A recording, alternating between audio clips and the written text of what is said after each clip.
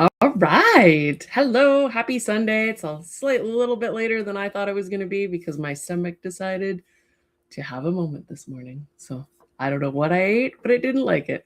So anyways, now that we've started with too much information, it is a good day to be in the stream. I'm going to be doing the reveal of the Medallion Club medallion that just shipped out on the, just shipped out live. Okay, brains. I totally derailed my brains. I'm going to be doing the reveal of the Medallion Club medallion that just shipped out live at the end of the stream, just so if there's anybody who doesn't want spoilers, they can leave if they would like. Otherwise, I will show that live. I also have a in-progress painted piece on that medallion that I think makes it look extra adorable. It's going to be cool. I will go over what Briar has shown us this week. So there's a test run piece and some of the final special run and one of the limited edition, don't eat paw, one of the limited edition pieces, the crystal, and then go over some NaMoPaiMo stuff, show you my progress on that. And yeah, all the good stuff. My hyperfixation for the week is NaMoPaiMo related, so that should be cool too. Let's get started. Dun, dun, dun, dun.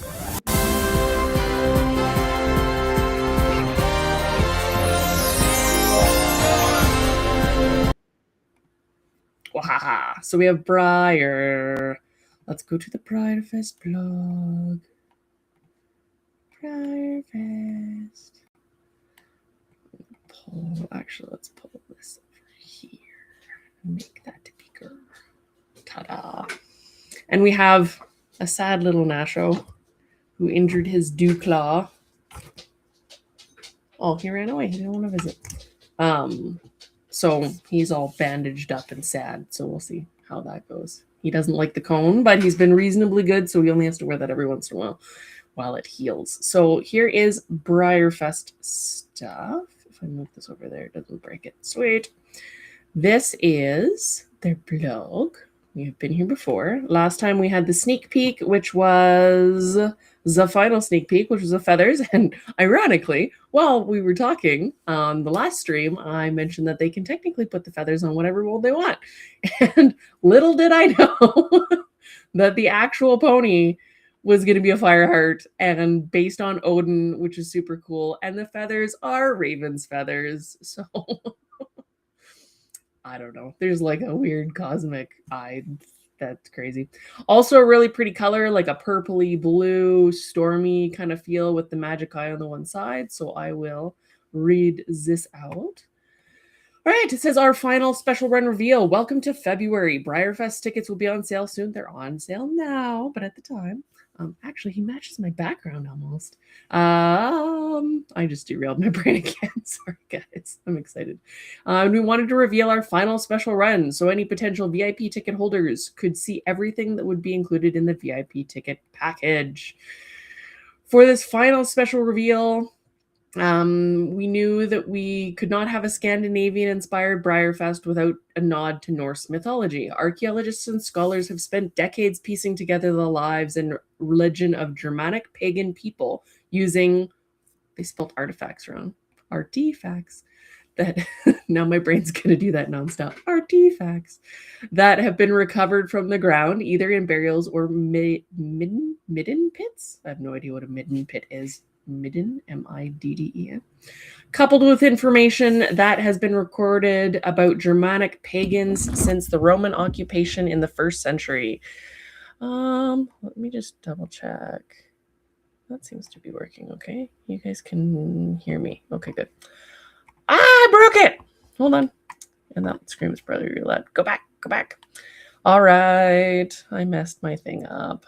Coupled with information that's been recorded about Germanic pagans since the Romans occupation in the 1st century.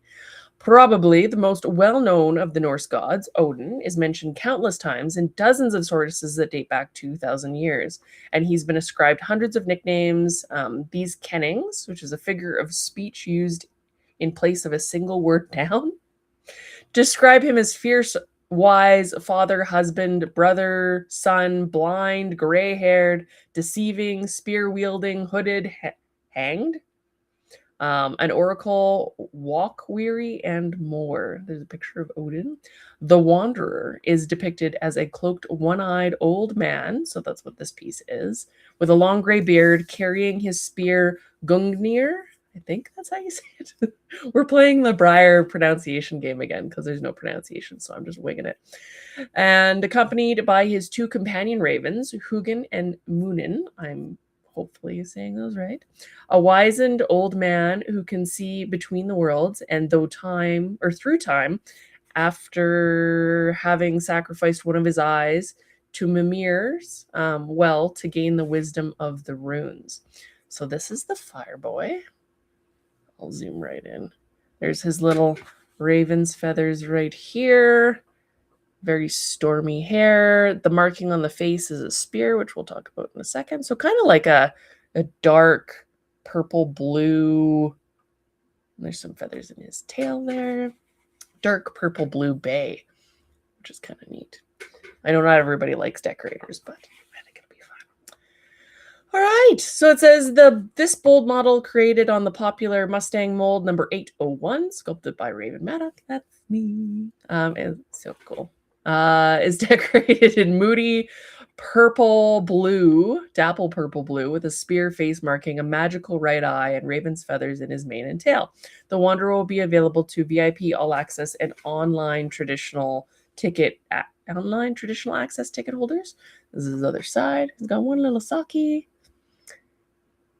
People were saying they didn't like that there's some overspray on there, but he's a deco. He's not meant to be super realistic. And I think that was intentional because usually their overspray doesn't go that far up if it's overspray.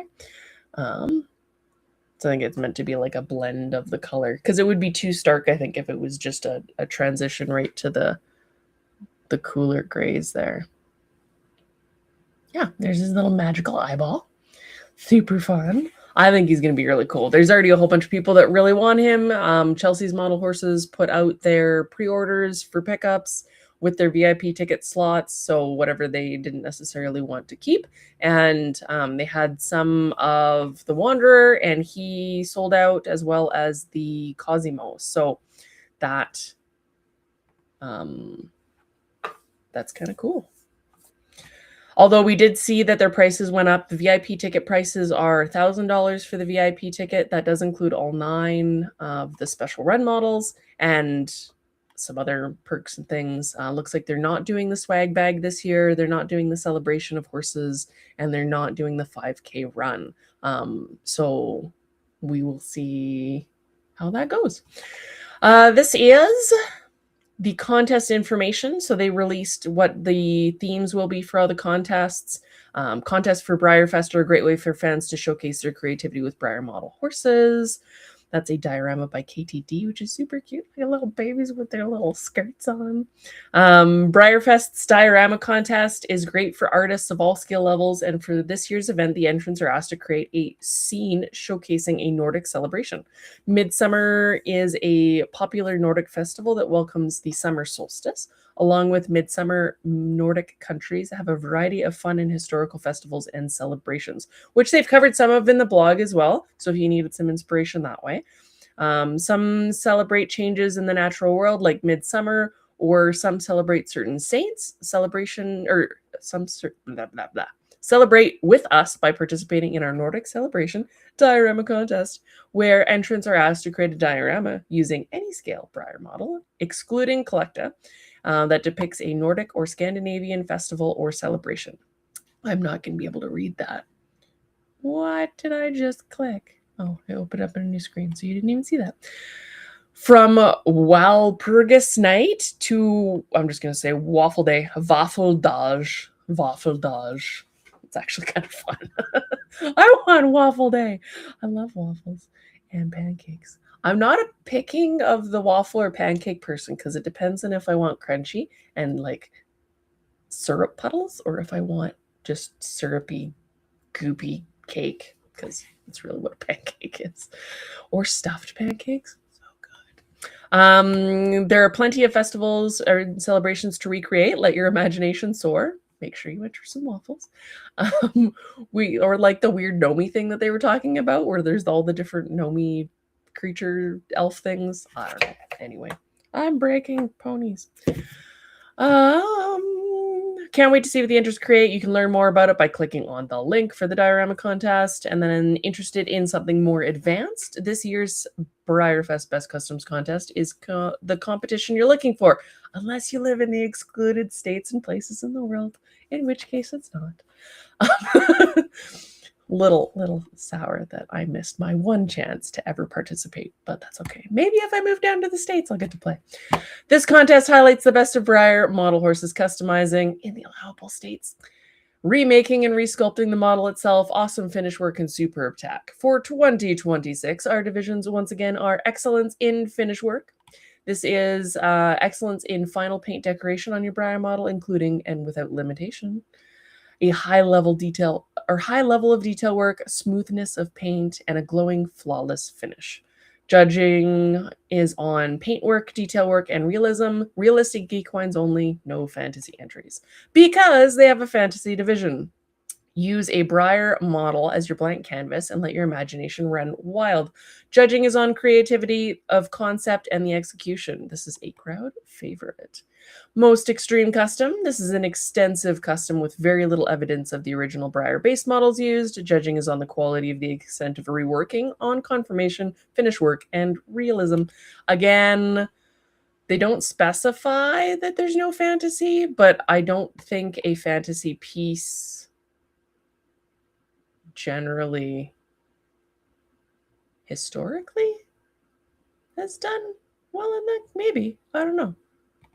All the fantasy pieces I think one fantasy specifically, but anyways. Then there's the performance excellence division, shown with tack or tack and rider. Performance excellence showcases a snapshot of a real horse event, from a sliding stop in reining to that midair moment over a jump in eventing. Your performance entry should capture a moment in time. So you can't just put the tack out there. They want like in situ. Excellence in tack making is showing your best custom tack. So this is just the tack showcase, not the in situ thing. Show us your best custom tack on any original finish Briar of any scale. Western, English, regalia, harness, all types of realistic tack may enter. It says specifically realistic horse tack. I wonder if you could do like a Lord of the Rings replica, because technically it existed and it's a movie thing. So they have tack for movies. Would open up a little bit of a fantasy sideline, or replicate something that you've seen in some sort of movie or something like that. And then model glow-ups. This division will showcase a customization made to a model where the judges are able to clearly recognize the original or underlying model or mold used. And the glow-up is just a refinement or improvement of the original mold used. A little bit of a controversial class, because it's like, we like the glow-ups, but at the same time, it's like, we're just going to take our models and be like, this wasn't good enough. Here's a better version. There's definitely a little controversy there. Historically, in the Briar universe, there's not a lot of thinking about the people behind the ponies. It's like there's a lot of anger and rage online. And it's like, some of us can take it, some not so much. So yeah, anyway, try and be kind. Let me see. We have Julie. Welcome. Hello from YouTube. We have Jess. Hi, Jess. We have lots from YouTube. My goodness. Serene River Model Horses. Hi. Amy. Good morning. Jody. Hello. Donna. Hi. Amy says, "Oh, Nash. I know. He's so sad. I put the cone on him, and he doesn't like bumping into things. For a really big dog, he's very cognizant of what's going on around him, and he definitely was very upset that his cone was banging into things. And there really isn't a better solution than a traditional e-collar because it's his paw, he can reach it. So anyway, very sad puppy.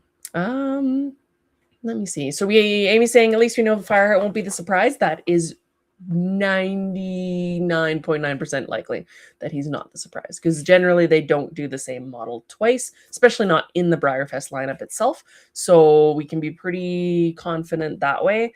There's a lot of people that are making their predictions and their guesses. I haven't been paying too much attention because we're in the middle of NaMo and medallion clip shipping and crazy.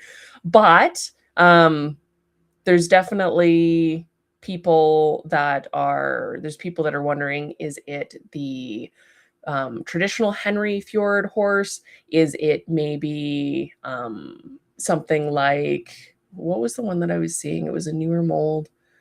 Llewellyn was one of them, which would actually be really cool. What else were we seeing as guesses?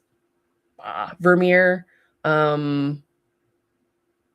Trying to think of who else I'd seen actively out there. We've seen Hamilton.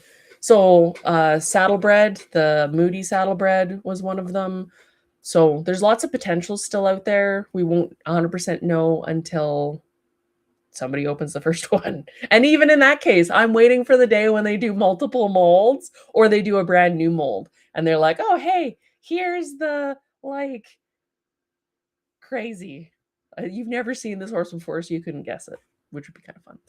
I do really enjoy the Fireheart. He's kind of cool. And it looks like other people enjoy him too. Couldn't believe my eyes when I saw. I know. I was like, somebody's like, you even said they could put feathers on a Fireheart. Like, I was almost embarrassed saying it because I'm like, it's a little, I don't know. I was like, maybe he'll be pretty with feathers, because I think that is a cool look. It'd be cool to see them do him as a done up like Native American warhorse with some of the traditional paint markings and stuff with the feathers. I think that would be really neat too. All right, Donna says, I just got tickets and a chance to get a Raven Fireheart. Oh my God, he's amazing. It's kind of cool. I like that they put that, like, intentional or not, the pun in there with the raven's feathers. But anyway, Krista, hello, welcome. Heen, hello. Midden is a trash pit. Oh, very interesting. I had no idea. Brenda, good morning. Kim, good morning. Excited when I saw him. Color's gorgeous. He's purple-ish. Yes. So we'll see. They didn't have him available to show at the Briar Midwest Fest, so we'll see how that works out. It's actually kind of cool because he's on my shirt today. Not that I wore it because of that. It's in my shirt circulation pile, and it happened to be the shirt that I grabbed. And I wear my own Briar shirt like a dork, but that's okay. If you see me in the wild, you can laugh at me. I appreciate it. Katie says, hello or howdy, everyone. Katie finally got her NaMo pony, which is exciting. Amy, I'm a waffle girl over pancakes any day. Some people like the crunchy and the puddles and I do not discriminate between waffles and pancakes, especially if there's sprinkles. Oh, I haven't had a good food hyperfixation in a while, and I've noticed it because we're just eating trash. So maybe I will hyperfixate and make some delicious food at some point soon, because it's been a while. And I love delicious food, and I don't always want to have to go buy things. Amy says, I'm definitely into fantasy for the custom contest again. Awesome. Stone does have their Art of the Horse customizing thing on it's a specific bob type of the trotting drafter, apparently. So you'll have to go check out their website for more info on that. Katie says, waffles make bomb peanut butter and jelly sandwich. Yes, they would. I will have to try that. That would be delicious. Jess Knight says, I'm excluded. Yeah, there's a lot of states I don't even remember which states are not allowed to participate. Let me go see if they have it listed. Just because. Oh, we didn't do all the stuff. Let me see if it says here. Contest rules. Quebec. Quebec. Come back, Jack.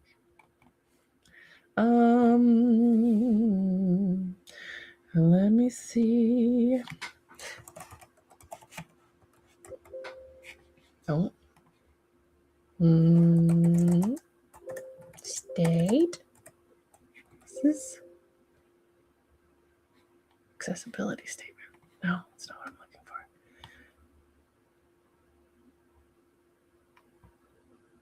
Best customs contest, I think. Why? No, that's diorama. Best customs contest. So you have to have a VIP all access or all access ticket to enter. Can't just enter it. No. Yes. We understand. We just read all these. Where is it? All right. Open to all legal residents of the U.S., excluding Arizona. I'm going to mess this up. Colorado, Connecticut, MD. Nebraska and North Dakota. What is MD? No. I did pretty good for a Canadian. Maryland. I always mess up Maryland because my brain says it should be something different. So yeah. And then only US residents, so no international. So it is a best customs contest, but since everybody can enter, is it the ultimate? I don't know. And I know that they do this because they have their reasons for doing it, but still a little salty. Because the one time it was online, the one time I could have done it, and I had too much I had to do. I was in the middle of all the biter stuff, and I had no idea they were going to open it up to everybody. But that's okay. I'll pretend like I got to play. Pretend like I'm not salty. Nope, that's not what I wanted. Let me show the rest of the stuff.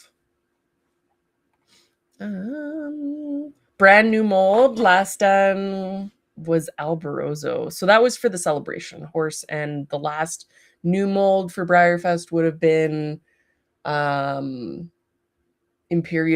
the mink Mangalaga Marchador dude. Cancion would be a nice surprise. Let's see. Katie says there are a couple houses for sale in Lynchburg. You could be neighbors. I could just come down and be like, "Hi guys, who wants to adopt the Canadian?" It's crazy, but who knows? Who knows how life will go? Abby, good morning. I have 3 of your medallions coming. Just what I need, another horse addiction. I'm sorry. Hopefully you have fun, and make sure you check out the Flat Out Fabulous contests and challenges, because you can enter to win more studio credit to get resins or prizes. And then potentially at the end, there's the big grand championships, which will be resin prizes for resins I have not released yet, but they're definitely going to be worth it. So anyways, I'm going to go over the last of these comments quick before I go on to our crystal. Kim, hi, Pam, hi. Kim got my juggy yesterday. Jen does such a great job with the packing. Love the postcard and stickers. I'm so glad. I wish I could include all the handwritten notes in the ones that go right from Jen and Tom, but maybe one day I'll find some way to do it. But that requires a lot of pre-planning that my brain struggles with.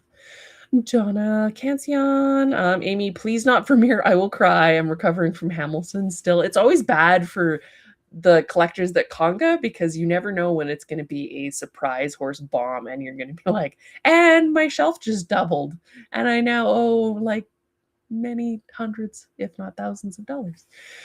Oi. Katie says, we all would be broke as F, my guy. She says to Kim, if it was, yes.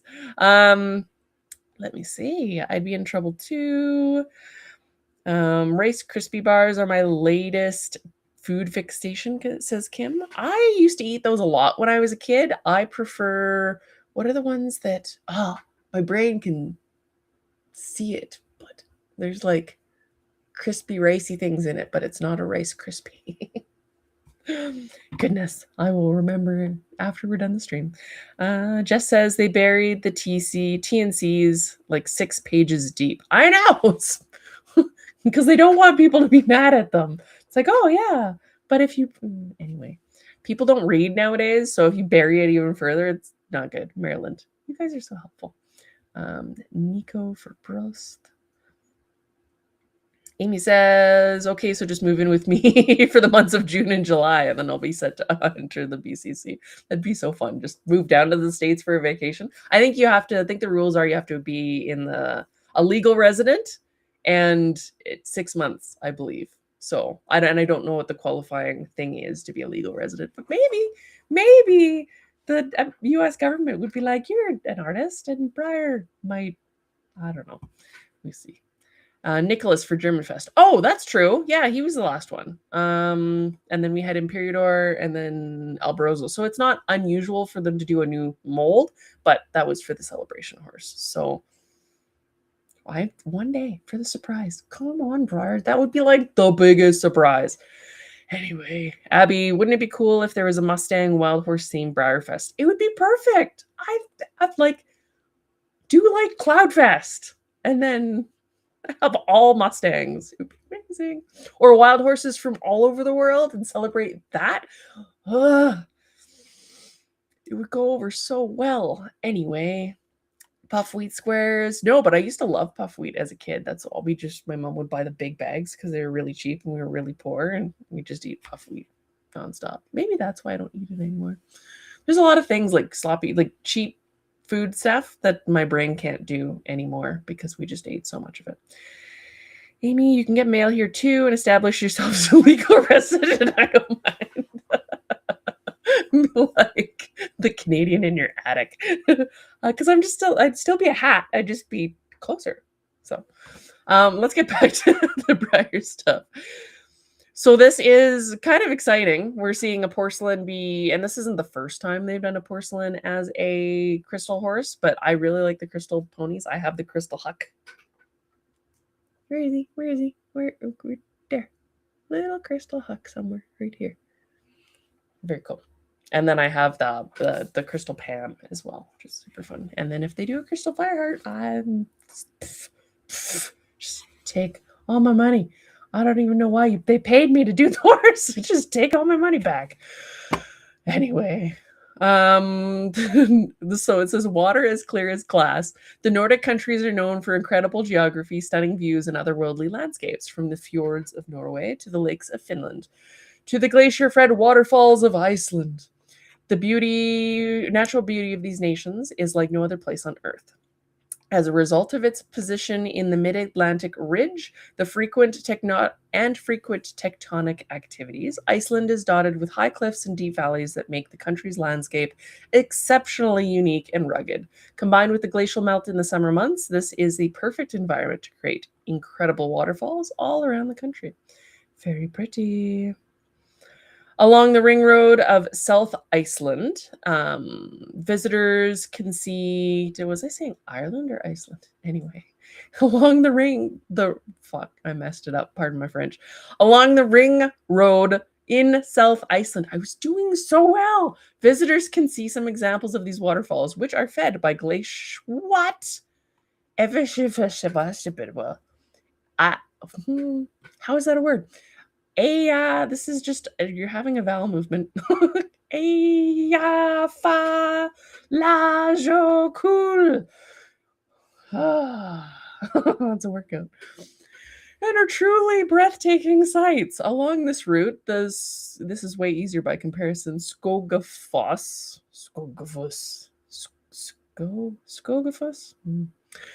is a 197-foot tall waterfall that stretches on a massive 82-foot wide. Oh my God. Wow, the views of the falls are impressive. And now I'm blushing now because I can't pronounce the vowel movement. Anyway, brain, stop. It's impressive enough from the ground, but highly motivated visitors can climb the 527 steps to the hill up the hill to the viewing platform for a very impressive, if indigo vertigo inducing wow, I dyslexic the crap out of that. Views from the top of the falls. See, you give me a vowel movement and my brain stops working. There's actually 822 steps in the Calgary Tower, which I've done as a climb before, so that's a lot of steps. In celebration of this natural wonder, we are thrilled to reveal. Oh my! It dislodged the vowels in my brain, and now nothing makes sense. We are thrilled to reveal this. We are thrilled to reveal to fans this year's Breyerfest limited edition crystal model Skogafas.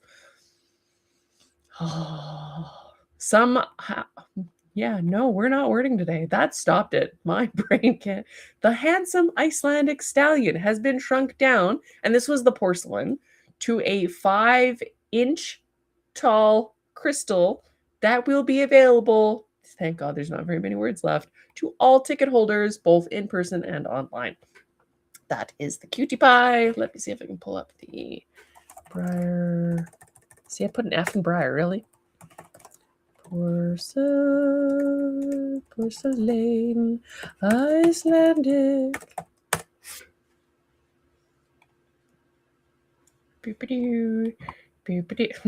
I'm sorry. At least you guys' morning's made by the fact I can't word no more.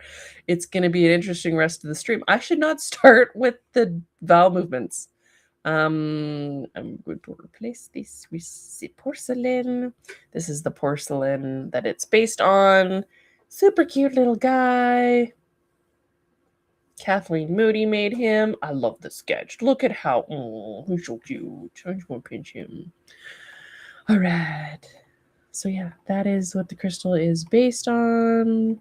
I did not go back to the right screen. See, even my computer doesn't work now. Super cute. The crystals, because it's crystal, it's a little distorted from the original. They will never look like 100% reproduction because that's not how crystal glass formation works. It says, keep your eyes on the Breyerfest blog for more information coming tomorrow. And tomorrow is workshops. I will not read this whole thing, but if you're interested in the workshops, they have workshops that are VIP in person. They tell you levels are defined as beginner, intermediate, and advanced. You register ahead of time. What is it saying? Please note, VIP ticket holders have exclusive access to this selection of workshops hosted by a credible line of people, blah, blah, blah. VIP is highlighted in blue. There's 1, 2, 3, 4, 5 rooms running with workshops. Thursday, Friday, Saturday, Sunday. And they're doing their dance party thing again. So if you're interested in any of that, check it out. There's a lot of Scandinavian themed workshops that are going on, and they'll always have the online workshops as well. And I don't think that they have those listed yet. So that is coming. We will see what that looks like. You do need to be a ticket holder to participate. I said potty. See, now my brain's dead. This is great. So Breyer also came out with this test run. They do this every once in a while where they offer a test run. You can enter if you're a Collector Club member for the privilege to buy this for a crap ton of money.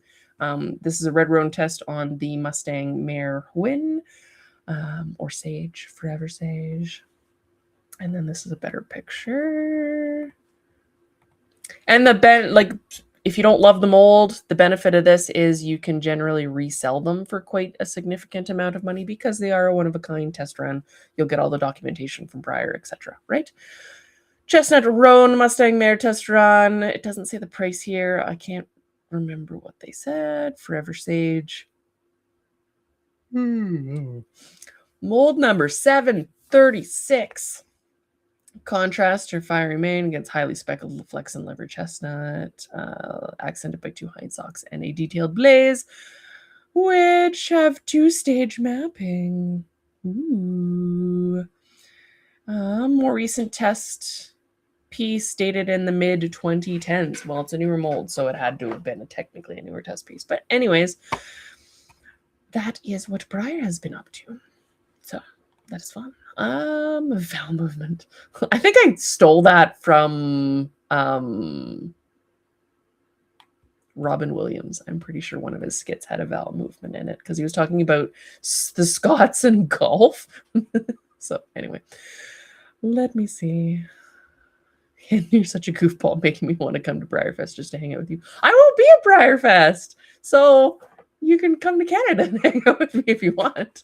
But anyways, I'm glad you guys enjoy my brain dying on the Briar Scandinavian valve movement torture that I'm being put through, because it's not like I'm doing it to myself or anything. Love that Briar's doing some of their most popular molds as minis. Very much so. $1,800 is what Donna's saying. Woo-wee. Yeah, so you could probably sell it for a couple grand because that's just what test runs go for. The more popular the mold, the better it'll probably sell. A more recent test model versus some of the older ones, maybe a little bit more. There's a lot of factors involved, but generally speaking, you can sell it for more than what you paid. Or just own a one-of-a-kind test, which is cool. Jody, I know I'm a weirdo, but I love the Hwin mold. I wish the roan pattern was more realistic. It is a bit of an interesting roan. Not that that doesn't happen, but it is a thing. Hwin, thought you were going this year. I will wait to see if you go another year. It might happen. We'll see. I still would like to come back for Briarfest. It's fun. It is slightly more challenging to get there with the current political situation as a Canadian, because anyway, we're not Americans, so there's a border. But anyway, hopefully one day soon that gets all sorted out. Let me see. Might get up Canada my way. I'm by Spruce Meadows, the Calgary Stampede, and a whole bunch of other cool stuff, including the Wildies, which is always fun because they're like built like tanks. It's wonderful. Briar does a wild horse theme. You'll have to go, and I will sport my I adopted a wild horse shirt. That'd be so fun. I would probably have to show up for that one because the underdog one was really cool, although it was technically not underdog. It was weirdly themed, but anyways, I thought it was going to be like Rescue Fest with underdogs and like, anyway. Yeah, so let's go on to studio stuff. We're talking about parents. No, I messed that up. I'm not allowed to talk. See, I'm just gonna hide back here. I was talking about the Scottish thing, and so my brain's like, let's do Sean Connery now. You know, it's insanity's kicking in when my accents kick in, especially the spicy Venezuelan, because that tends to come out. I worked with a lot of Venezuelans, and that's the sassy side. Anyway, studio stuff. I have been working on my NaMoPaiMo stuff along with pretty much everybody. We are only 8 days in. NaMoPaiMo, for those of you that may not know what that is or are joining us for the first time, is National Model Horse Painting Month. It is not my event. It is Jen Buxton's event. I just, as a artist in the hobby for 20 odd years, try and go in and support other artists doing cool stuff. Maybe painting for the first time, maybe trying a new color for the first time. And it can be found on Facebook. That is where the group lives. NaMoPaiMo, National Model Horse Painting Month. Lots of people doing really cool stuff on different molds, trying new techniques, asking questions. What's that? Universal horse holder. Oh, they make it and they sell it. I was curious what the heck. So the Octo one in the middle here, I was like, what the heck is that? But it's actually a custom one they sell. I had no idea. That's actually really cool. And totally unintentional marketing. Ta-da! Gabby, you're welcome. But it's really neat because sometimes you can put ponies on a stick and sometimes you can't. So I will sometimes put them on the lid of, this isn't what I'm talking about, but the lid of like a dull coat container or one of my spray containers with double-sided sticky tape. This stuff. I think it's just the 3M stuff. So it's sticky on both sides. You can stick micro or stablemate hooves to it. Looks like that's the same concept with this stuff, except you just put them on a little movie thing. So you can stick it to all the feet you need in whatever direction you want. So that's really cool. 3D printed. Speaking of him, ta-da! There's lots of people doing ceramic stuff, which is really cool. Some beautiful things. I highly suggest to everybody that's here, if you are on Facebook, go on here, say something nice about people's things. If you like their dapples, compliment that.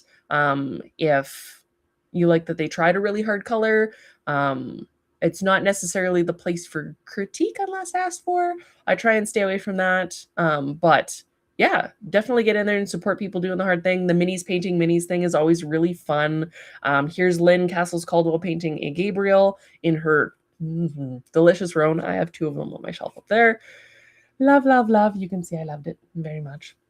Lots of micros, lots of stone horses because they're doing a separate giveaway as well. People asking questions all the time. It's a great place to learn, trying out new things. Ah, pony. My medallion that I painted. Which I don't know if I will Tobiano, but we will see how that goes. So I love the raptor on the desk. What is this? That is wonderful. Anyway, I'd be very distracted. I'd be like, now I want to make dinosaurs. So super great place to be. Very supportive environment. The group stays open all year, so you can go in there, post stuff you're working on, ask questions, and yeah, maybe have somebody that helps out if you have questions, which is nice. I would love to see more people get in there and do that more often. So super cool. Definitely check it out if you are online doing the things, because it is a great place to be. And if you are never painted before, you're like, I'm not artistically inclined, go play anyways. You don't have to participate officially. You can paint something like a medallion unofficially or a normal horse and feel less pressure that way, because some people get a little bit crazy if it's too much. It's just too much. It's like too many pressures. I don't know if I'm going to make a nice horse, let alone if I want to post it. What happens if life happens? That sort of thing. So this is the one that I was working on last night. This is oils. This is a chestnut. So I have some shading and highlighting in there. It's so hard to get a good picture of it with the lighting the way it is and the oils wanting to just reflect. I am playing with a little bit of the highlighting of like having some of the light show on the hind quarter and the flank and the shoulder in a little bit of a different way. Lynn Castles Caldwell does a really good job of this, so I'm playing with it as a baby. We will see how it goes. So yeah, super fun. So I worked on that one. I can't show you this one yet. I did another layer over top of this guy with some of the purples and blues. He was my Briarfest medallion, I think in 2020 I did the workshop, or 2021, an online workshop for facial shading. And I've basically just done a glaze layer over top of him with a little bit more of the reds, purples, and blues that I was working with. And this is my Loxley medallion from quite a while back with a Pebeo moon and I can't remember, vitriol. It's kind of like a resiny stuff in the background. So super fun. He's kind of cool. I really like how the purple lake pigment, because it's a transparent purple, can really kind of liven the colors up, and then adding a little bit of alizarin crimson to kind of bring out the reds a little more. Playing with things a little bit bolder than I was before, because I think the color theory thing was my brain couldn't get into the hyperfixation station that is the color world until fairly recently. So now I'm playing with it a little bit more, which is kind of fun. Thank you very much, Jody. He's kind of fun. So yeah, I'll finish these guys up and sell them as artist proofs at some point in the future. And then this is the Jug Life that I've been working on. So he's got a really nice luminous jewel tone. I was only supposed to do like a second layer on him and not do all the shading, but he doesn't actually have a lot of actual shading. This is just the color coat so far. And then I'll go in and do some shading and highlighting in his muscles, but I really like the luminosity and the way the tones are working. He's very gem-like in person, which is, I just, love it. I did put some of the purples and blues into his dark points. I tried to do, just so you guys can see, there's a spot like right here where the paint peeled.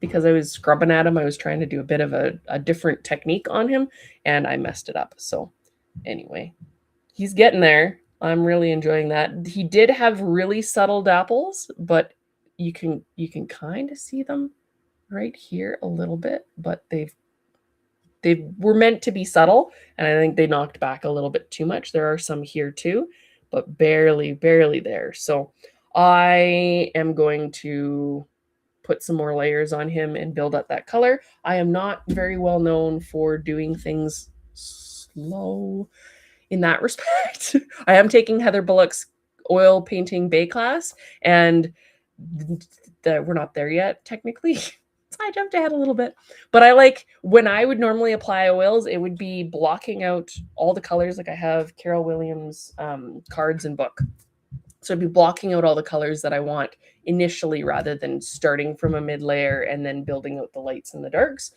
You get a little bit more luminosity that way because you're applying layers, and especially if there's transparency there, you get more reflection of the light going through the paint, which makes it look more luminous.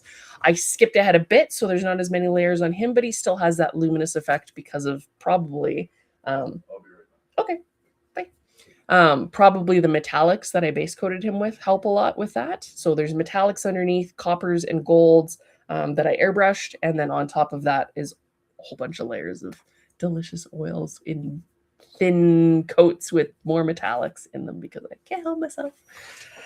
Anyway, so thank you. I'm excited to see him come along. It's kind of nice to have the option to go in a little bit thinner because I'd never really done the really thin layers before. So that's kind of been an eye-opening thing for me, and getting to play with some of the shading and stuff on him to see how I like it. And then we'll move on with that. And then I did start base coating Kinsey's little medallion. So we got a bit of a red color because I was gonna go bay, but I'm not sure. We will see how it goes. This is Kinsey's little sassy pot. Quite like the pony. So I've been having lots of fun and then working on some sculptures to finish up so that we can show you those hopefully soon. Let me say, posted a bomb in the Ravens Red Rock and Ravers group of my NaMoPaiMo. Let me see if I can find that.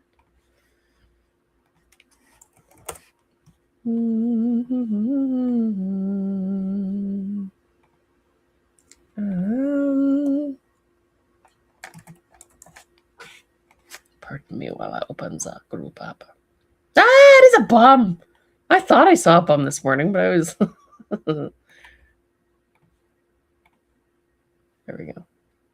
There's Katie's bum. It has spots on it. I'm excited. You got color on that fast. You go, girl. And I said dapples. I love it. Very cool. So, Donna says finish Noki. He's not perfect, but I'm very proud of how my first NaMo pony turned out. He's my first model on that small of a scale, so he's a pleasant challenge. Ooh, I'll have to go check him out. There's a couple days that I had to take off from being in the NaMo group and commenting and stuff, just trying to get all the Medallion Club stuff sorted out and out the door. The anniversary ones should be going out the door on Monday because they didn't make the Friday deadline and my shipping places are not open on the weekends now, unfortunately. So yeah, that's fun. But anyway, everything else went out on Friday and they should be in pony people's hands very soon, which would be fun. I don't technically have a rant for today, so we won't do a rant. I'm sure I could find a rant to do, but we're not going to do a rant. I will get to the reveal of the Medallion Club pony. I'm just going to do... Should I leave? I'll leave hyperfixation station to the end and then do the reveal now. Okay, we're going to do the reveal now. So if you don't want to see what the Medallion Club medallion is, run! If you do, I'm going to show you the painted one first because one thing before I show you that, something that I found super helpful, I think I mentioned it before, is doing swatches of all my paints. So I managed to get every oil paint that I have swatched with a little bit of white for most of them, so I can kind of see what color the colors trend. So that works really well for something like the black to see if they're warm or cool. And then I got my iridescent oil paints on there. which were really hard to find because apparently they don't make them very easy anymore. And it was really neat to see some of the browns and how they lightened up. So super helpful. Maybe I'll do it with my acrylics, these guys, at some point, but just the oils are done so far. All right. If you don't want spoiler, run away for like 5 minutes, then I'll come back. Okay. I will use that as the backing piece, and I will show you the painted one first. This one is very adorable, has extra little goobies on it because I can't help myself with the extra little goobiness. And it is the cutest thing pretty much ever. So, welcome to the blossom. If I can hold her by the little toes. She is a miniature donkey that I saw at the Horse Expo here in, technically it was up in Red Deer, Alberta, Canada. And so cute. And she was carrying her little flower girl baskets. And at the request of a friend, I added a little bluebird on her basket, which actually behaved reasonably well with casting. So she's the harbinger of spring. I've made up a little bit of mythology about her, how she's coming in to bring good fortune for everybody for the spring year of the fire horse season, and made up a little like lore bit, which is kind of fun, where if you put her next to your paints, it'll give you good fortune and inspiration. So you can put her next to your ponies or your paints or your sketchbook, wherever you are creative, and she will bring you good fortune for the year to come. So super cute, super fluffy, lots of freaking hair. The flowers are adorable. I tried not to make the tack too complicated, and I have the reference that I'll post for you guys so that you can see kind of what's colored what. And that's another reason why I wanted to paint one, because it's so cute, but also because like then you can see where the tack is.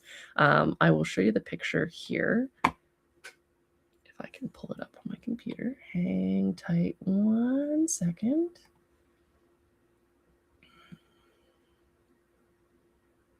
As I try and there she is.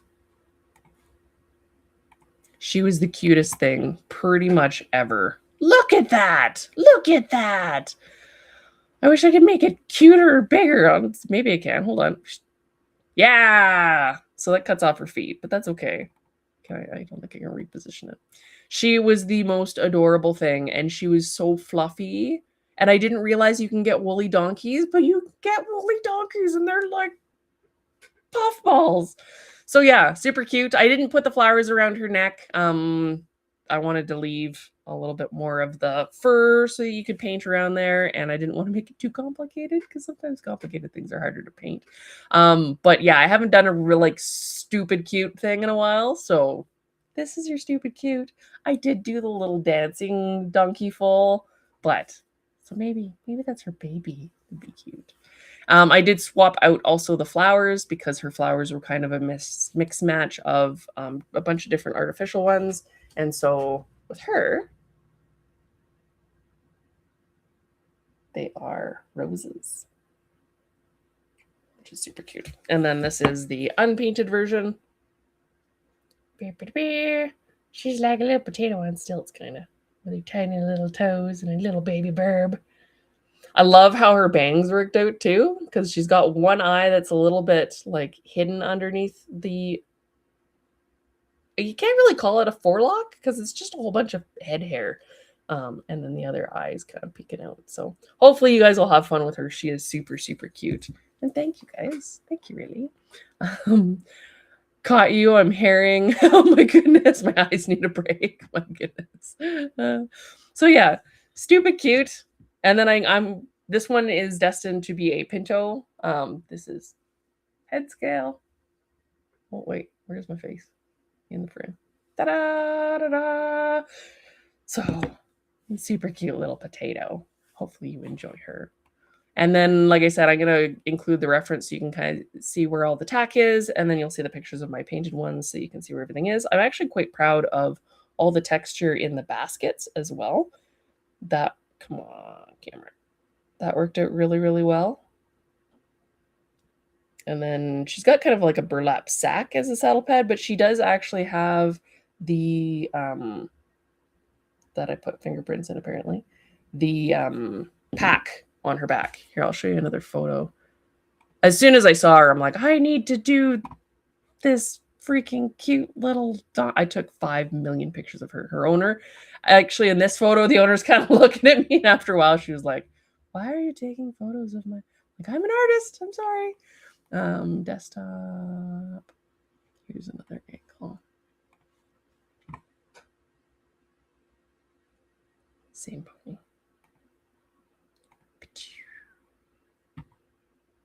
So you can see she's got her pack on her back, and then the flowers were hanging off the back. They had like candies and things that they were throwing out from the bag, or from the saddle bag flower pot things. But I thought it was the cutest thing ever. And I'm like, she's bringing spring, and good fortune and deliciousness. So anyways, really, I'm waiting to hear your info via email about the Juggy. I'll have to check. I've been sorting out the Medallion Club stuff and shipping all that stuff the last couple days, so I might be a little behind in emails. I will make a note to go look for that for you.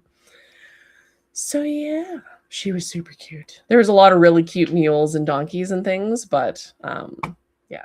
Anyway, I think for the Jug Lifes, there's only like a small handful left to ship before they're 100% caught up, even on all the early time payments that were paid off, because a couple of those came in the other day. And yeah, it's very exciting. So I think at this point we'll have all the editions caught up as of this week. So everything will have been shipped. And there's a couple medallion orders that for the surprise packs and things to send out. So fun. There are a couple mini resin donkeys available from an artist. There's been a few different releases of different ones from different people over the years. So Laura says, I have enough fake flowers from work. I can do this. She was cute. So yeah, that's kind of cool. It's exciting to have all the editions all cut up. If you are planning on participating in the Flat Out Fabulous, you do have until the 20th to sign up. So that'll be not this Friday, but next Friday. You can submit your photos for the voting. That voting starts on the 21st and then goes through the 26th. And then I will release all the winners on the 28th, which is the last day of this month. On the 17th, it is the Year of the Fire Horse, so we have a week and almost a half until that happens. And I might have something fun planned for then, which would be kind of cool. Because you can't not celebrate the Year of the Fire Horse. It's just a thing. But yeah, hopefully you guys enjoy your boxes because they're super cute. And she'll fit into some of the later classes, hopefully, for some people. Because I think that... And you could even make her like a little unicorn. You can do whatever you want. Cut the baskets off and do something else with her. Whatever you feel like. I do want to add in at some point a customized medallion class into the Flat Out Fabulous thing, whether I do that once a year or something, or twice a year. I don't know. I haven't figured out how I want to integrate that. So let me know what you guys think. But it'd be fun to do one where you can customize sculpturally one of my medallions, and then that gets you into a different class for different kind of prizes. So let me know what you think, because that could be kind of fun. I'm like, yeah. I have like a squishy ball that I'm trying to use at night now because I get like all twitchy and it's a problem. So if you see me freaking out with my hands, because my hands want to talk, and I'm like, no, you must not talk. But we will keep going anyways. La, la, la, la, la, la. I did announce, I think last stream, that there's going to be a login portal now for club members coming up soon here. I'm just finalizing some of the details for that. I've heard you and also had my own concerns about how kind of clunky it is with sending out the passwords and things. I was hoping to have it done for the beginning of this month so that we wouldn't have to do the normal thing, but you'll have a login where you can log in with all your credentials. It'll track whether you're an active member or not for new members or whatever, and allow you into the pages that are all sorted out for club members. So that should be a little bit better. And I will be doing some more improvements to the club end of things as well to make your experience better. So just so you know why. It's a little extra crazy. We're just always crazy. Because why not? Laura, watching from my computer instead of my phone, and it's weird. Why is it weird? Because I don't know. My face is bigger, probably. Hi. Oh, e-transfer stuff. Okay. Yeah, I'll send you an email. Sorry about that. It has been a busy week. Laura, what is the seahorse-ish looking thing behind you? Behind your plastic bucket with paints. It is not a seahorse. This is... Oh, as I kill. The Khrysalis that Sasha sculpted for me on the little pony from the Briar paint kits. When I did the Khrysalis medallion, I said I was going to make a dragon horse at some point, and she was like, I'm going to make you a dragon pony right now. So cute with his little wings. I definitely need to do a model Khrysalis at some point because he's awesome. But he gets to hang out and watch me make ponies. So yeah, I can't technically tell you about the sculptures that I'm working on other than the fact you guys know I have an Icelandic in progress. It is Scandinavian Briarfest, and he was made technically before Scandinavian Briarfest was even announced. So that's kind of cool. Suits the theme. So thanks, Briar. I appreciate your support. And then there's some other things that are in progress at various stages. So hopefully I'll be able to tell you guys more about that stuff soon because I like surprising you. You guys know that the Icelandic's coming, so you already know one. I don't need to tell you about the other things. There is, like I mentioned, something exciting coming in September as well, and some more things I can't talk about yet, but that at least gives you something to look forward to because I usually do a sale in September, and it'll be extra fun. So that's a thing. And I'll definitely do something in around Briarfest of some sort. I've had people ask me for like workshops and stuff, so you never know. Let me see. Kim loved a pony. Laura Rocksmith. Donna, well, isn't he the coolest little thing ever? Jody, I can't wait for the Icelandic. I know, isn't he? He's like so cute. I love it. All right. On that note, let's do a quick hyperfixation station and then we'll...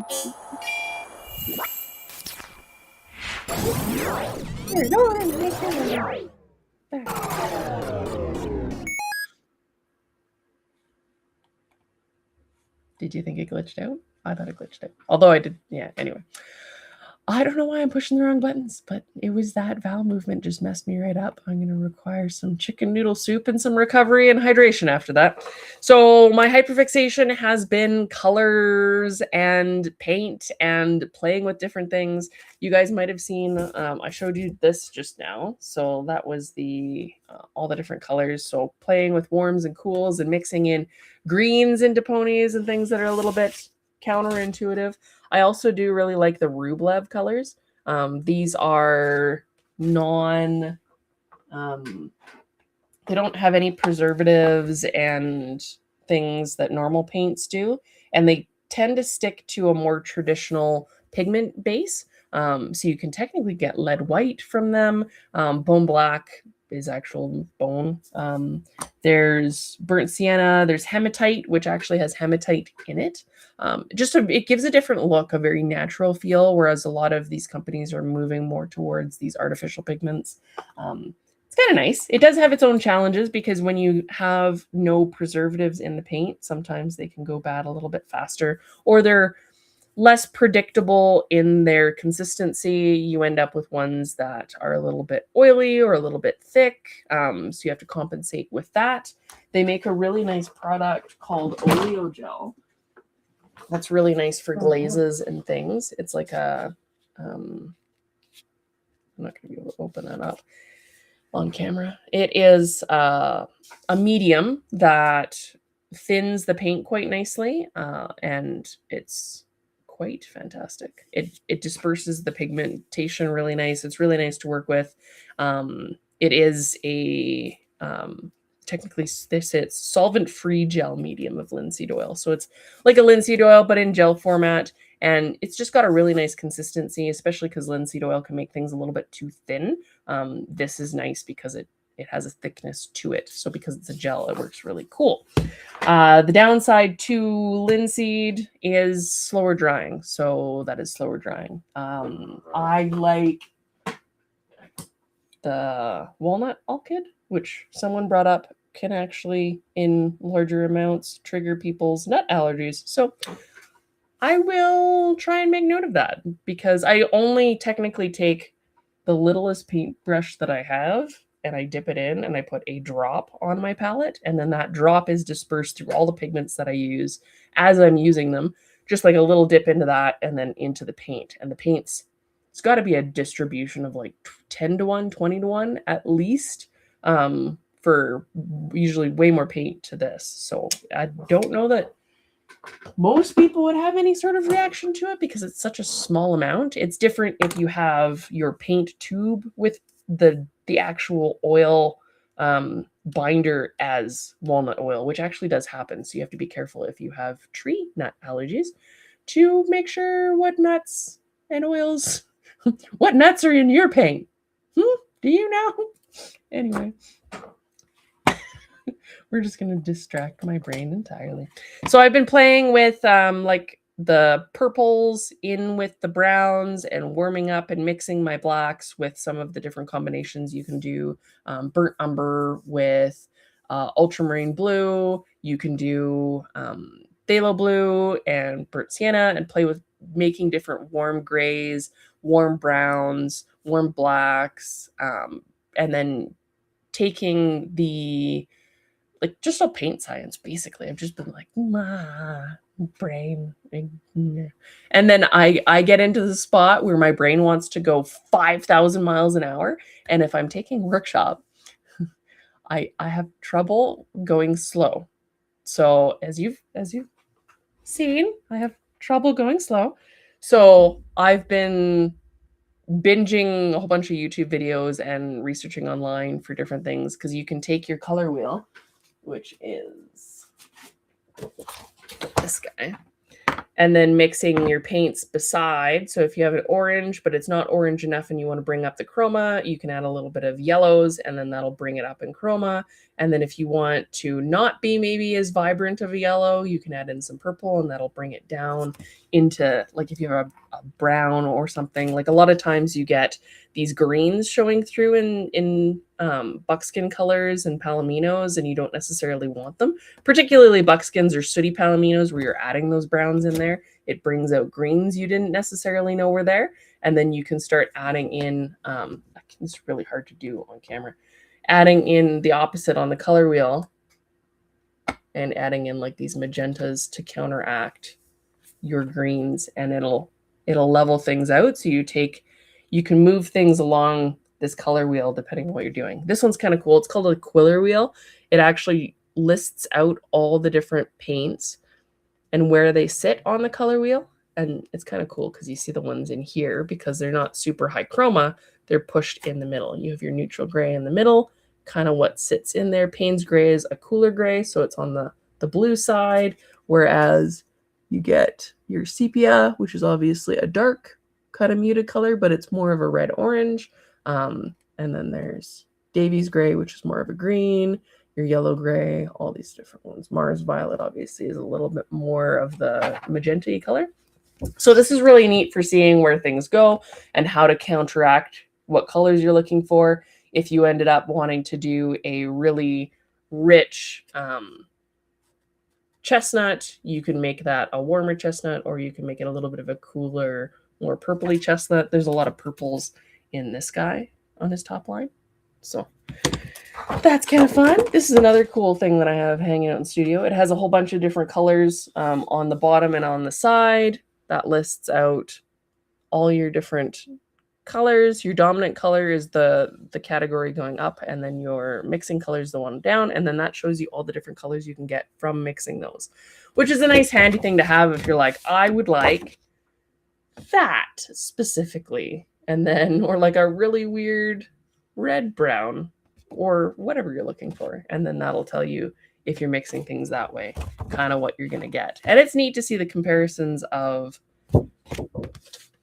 what has a lot of chroma to it, what has a lot of tinting strength, because that's another factor in there. And my brain definitely needed the hyperfixation mode to fully comprehend the color stuff, and definitely not 100% there, but I'm getting it a little better. There's a lot to learn. And I did show you guys this too on a social media post, but when you're mixing colors, putting things on a gray, neutral gray palette shows the colors a lot more to life without throwing your eye off, because even having two colors beside each other can throw them off. Anything you can do to help your brain do this. My whole desk mat is gray, and you can put a glass piece, like if you buy a cheap frame and then pull the glass out of it, you can use that as your palette and then hold it up to your reference or your model to see if it's the right color, which is also really cool. And glass is really easy to clean off, so a lot of people do that. Yeah, I'm just learning different things. Like this is a guy called Florent Farges on YouTube. He's got a lot of really, really good workshops and things. I actually just paid for his color one so that I could play with it a little bit more. And he's talking here about some of color mixing theory and having your base be about 60% of your paint, and then adding a tone and then adding a nuance to really liven things up. And he doesn't mix or doesn't use any out of tube blacks and things. He tends to mix his blacks and grays out of normal colors so that there's more vibrancy in life. And he's more of a traditional style painter where he does not model horses, but we can technically still use these concepts. Like that's a really cool thing about someone like Lynn Castles Caldwell, who's using more of the painterly way of doing things to paint stuff. Steph Michaud was also very painterly in that kind of way, where it was, here's the realistic model horse and we want it to look super realistic, but then you want that artistic spin to it a little bit. I have done a bay workshop before, technically, on canvas, which was a little bit looser, but you can kind of see how loose that looks, but doesn't actually look so crazy from far away. So I did that a couple years ago, before COVID, maybe. It's been a while since I did this one, but I quite enjoyed the process. It was neat. I don't normally do canvas flat art, and this is a very red bay comparatively. So this is kind of more along the lines. I'm doing more of a golden bay now, and then he was definitely a very red bay. So that was the reference. Oh yeah, it's been neat playing with it a little bit, because I worry sometimes about wasting paint, because these can get really expensive. Like that's $20, that's $20. There's paints in here I have that are like $30. This little guy's $20. And then if you get into your crazy colors, you end up with a lot more. Like the Rublev brand does a lapis lazuli that actually is lapis lazuli. That's your ultramarine is actually lapis, which I think it's like $50 or $80 for a tube of it. It's ridiculous, but and then they make a crystal white that actually has glass like particles in it, so it has this luminosity. There's a part of my brain that's like, if I slip down the slope, I'm done. But guess we're slipping, so that's kind of fun. But yeah, I worry about wasting my paints, but now I'm like, they've been sitting on my shelf for how long? I just need to play, and whatever if I mess up color or it mix it wrong or it's weird, or just either keep going and mixing it until it's mud and horrible and I learn something, or throw it out or move on or stick it on something and then paint over it. Who cares? So trying to be a little less precious about it, and then we'll see where that takes me. I think it could be kind of fun because I'm enjoying the process of it. And then I'm seeing a lot of people use some really crazy undertone colors for their base coating and building stuff on top of that. That's kind of neat. It's neat to see how the glazes impact things. And there's just so many different avenues. And I love that Model Horses gives us this really cool world of being able to dive into all these little niches of like, here's some color theory, here's horse color genetics, I'm really interested in tack and stuff. I'm really interested, like whatever you want to learn, You can basically learn through model horses in a weird way, which is kind of cool. If you wanted to learn different languages, there's lots of different language speakers in the horse hobby, so it's kind of cool too. If you want to learn programming, apparently that's part of the model horse hobby too. Who knew? So yeah. Let me see. We have questions. Can't wait for the Icelandic. Love that your model is an SR this year. Me too. I'm excited. And there is a potential that the Firestorm full might be the alternative full for the Marin full set, because he is in the logo and they didn't use him with Betsy. So that would be my best guess. That would be really cool. Nobody knows. Maybe it's a Marin full set for the surprise. Because they did have the Henry model and the baby. So maybe it's a Marin full Fjord set, which would be really cute. That would actually be really, really cute. Because you could do like the Appaloosa and the Pinto and like the Zebra Fjord. Ooh, Briar. Do the colors. Anyway, let's see. Need to get an ultramarine blue. You should get the lapis one. So nice. Where do you get your Rublev? There is a local shop that sells this, but you can also find it online. What are they called? Naturalcolors.com or something like that. Rublev paint. Yeah, natural pigments. They have a .com and a .ca. I think they're based out of the US. Let me show you. But I really like their stuff. It's, like I said, it can be a little unpredictable because some of like their pigments, they don't have the preservatives and the things in them. Why is it not working? My thingy froze. The preservatives and the things in there to make it kind of more consistent across the board. That's what a lot of the other companies try and do, is make their paints consistency the same. My computer's like, no, I refuse. You're not allowed. Swinton's Art Supply is where I get mine, which is the one that's right there. Why are we're not playing? At all nice. Okay, fine. Don't do that. I think they have a oil paint making kit, which I actually own, where you get the pigments and you can make your own oil paint, which is so satisfying. You can also mix whatever you want into it. So perlax, interference colors, anything. I technically got it to mix my own interference colors because I wasn't sure I was going to be able to find interference colors, but Williamsburg makes them. They're just a little harder to get. I think I had to buy them on eBay, but they're quite nice. I think I showed you the metallic. So there's your violet, red, and blue. It's basically the same thing as mixing perlax into your paint, but there's the blue. You can see there. So violet, red, blue. And then they've got a pearl and stuff. Some people really love their paints. Some people really don't love their paints. It kind of depends on what you're into. There's lots of reviews online if you want to see how they work with them. Maybe I'll do some reviews at some point and post them. You can kind of see they do their split of what they look like when they're mixed with white. So you can see what that looks like. Quite nice. I don't know why it's not letting me take you to their actual website. Where's the lapis color? Yeah, so this is their actual lapis pigment, and it's made from the actual lapis stone, and then it makes their paint, which is technically genuine ultramarine. You don't see that very much anymore because lapis is not cheap. Let's see if it'll take me there through that. Maybe it's their website that's down. It's not working. But anyway, it is a really, really nice color. And there's something in my brain that's like, they mixed rocks into the paint. It's a hyperfixation. Who knows?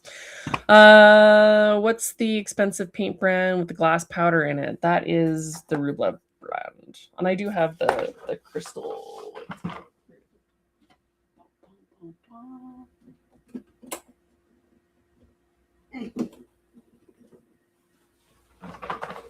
So this was $35, and it is a lead-based white.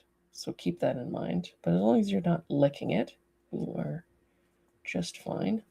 It actually is kind of they call it a long oil paint because it wants to like string, which is really neat. And it's very heavy because it's lead and has glass in it. But you can see, I haven't used it much, but it's kind of cool. So basic lead carbonate. This is in walnut oil, so be careful because they do tend to use walnut oil with Rublev. If you are a tree nut allergy person, be mindful, and glass. But it has a really pretty, I did swatch it.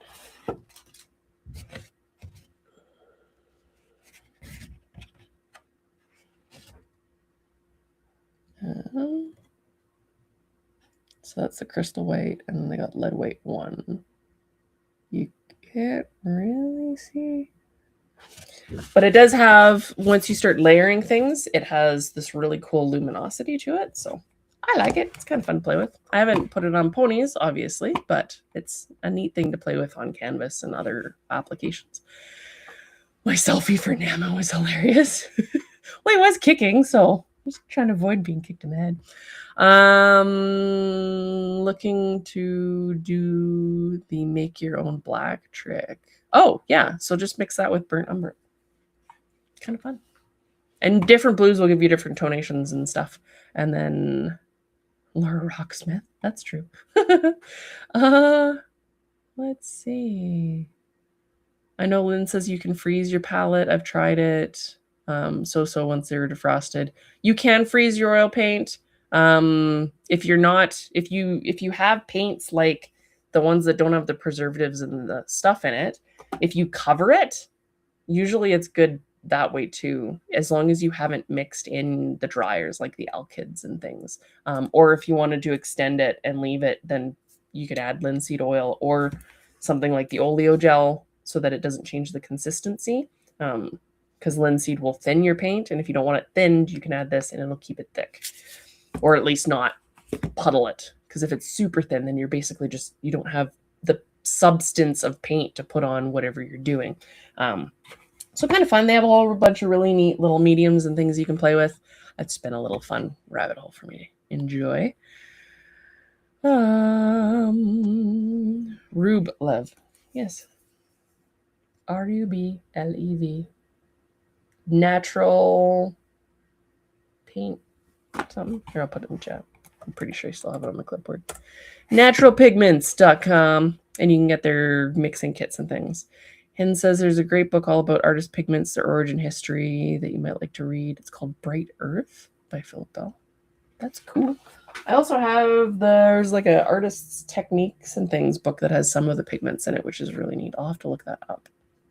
So yeah, put plastic wrap over top. That'll preserve it for a little bit, or you can put it in the freezer. What Heather was suggesting is you put it in the freezer, and then when you pull it out, leave your covering, the plastic wrap, on it, and then otherwise you get condensation. So you want to let that dissipate before you use it. But I usually just mix so little that whatever's left I toss. Or you can put things in tubes, which works really well. Mix a whole crap ton of color and stuff it in a tube. So I've got like a mahogany bay overtone. So this obviously has none of the dryers in it. These are Fire Hearts colors. They're still in the tube. And then whenever you want to go use it, or you can technically buy little tubes and fill them. That is also another way to do it. Let's see if these are still even good. It's been so long since I've used them. If I can open one. This is from the Gorilla Fire Heart that I did a while back. I need pliers. Ugh. Okay. Test of time.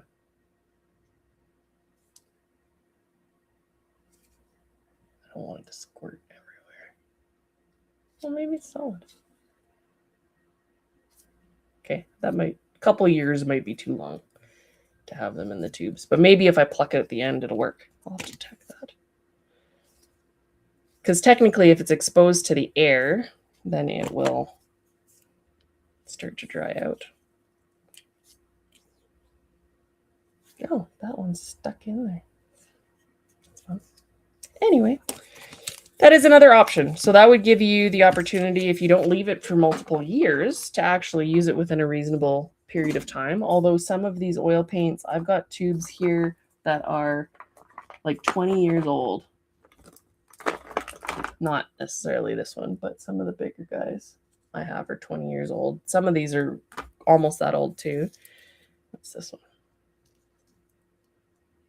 See, it seems to like the metal better, so maybe it's reacting to the plastic, because this is quite old too. I think that's another bay base that I mixed myself. So this was one of the tubes that came with the make your own oil paint kit from Rublev that you can buy. You take the pigments and you take your oil, and then you start mixing them on the palette. They give you this like glass palette with the pigment distributor. It's really cool. But anyway, if you're geeky like me, you might like it. If not, then yeah, whatever. So yeah, that is the stream for today. I will see you guys soon. I will post the information on the Medallion Club medallion and stuff up on the website. We didn't do the peaks the traditional way this time, just because there's a lot going on, but I will post that for you guys, and you should see them in your mailboxes very soon. I will see you guys next time. Good luck with your NaMoPaiMo horses. Make sure if you're working on a Khrysalis Studios pony to let me know when you're done it. I still need to post the information on doing some sort of giveaway with that for you guys to support you for painting my stuff. And I don't know, I like supporting my community. So that is a thing. Alrighty, guys. I will see you later. Love you very much. We will not feed trolls this week or any other week. Go post on the NaMo page and support some people that are just starting out. Do your best to do one or two of those, and that will make somebody's life so much more awesome. So it'll also make your life